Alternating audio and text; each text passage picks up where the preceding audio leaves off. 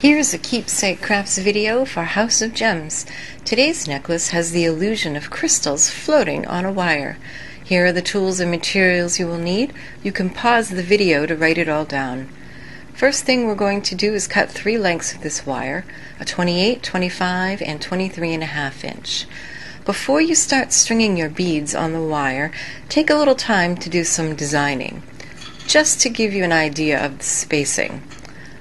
I'm now going to take the longest piece of wire and add a crimp, and then slide it right around the middle of the wire. Then take chain nose pliers and squash that crimp flat. Then we need to use these crimp covers. They kind of look like a donut hole with a bite taken out of them. The idea is that you put it over the crimp and squeeze it closed, and it looks like a bead. So you want to hold it just enough, tight enough to hold it. You don't want to squeeze it closed until you get the crimp into it, but you don't want it going anywhere.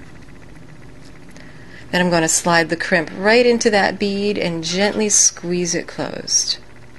Then I'm going to slide on a crystal and add another crimp and another crimp cover. And here it is with the crystal surrounded by 2 beads that are actually covering up crimps.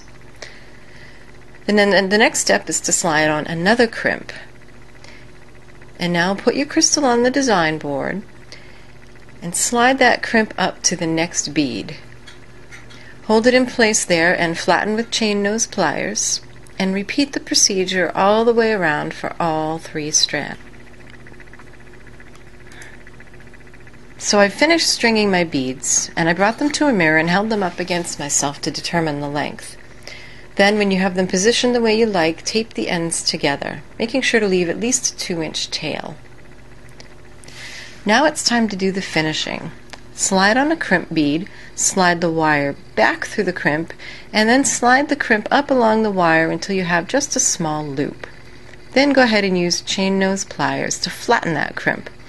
Once your short's secure, trim off that excess piece and repeat for all 6 wire ends, making sure each of them is the same length. So as you can see, I've made loops with crimps on all 6 ends of my wire, and now it's time to put all this together. This is where you'll use your craft wire. Cut a 3-inch piece, and then you're going to use chain nose pliers to make a bend, a 90-degree bend right about the middle. Then tuck in your round nose pliers about halfway up the pliers so you have a larger loop than usual. Wrap as far as you can around the pliers and reposition until you have a loop. Go ahead and twist that loop open just a little, and then slide on the 3 loops from one end of your necklace. Close that loop and hold with chain nose pliers, and then use another pair of chain nose pliers to wrap that wire around. So now those wires are secure, and we can cut off the excess and slide on a bead cone. See, now that nicely covers everything. And now we're going to make a wrap loop right above that bead.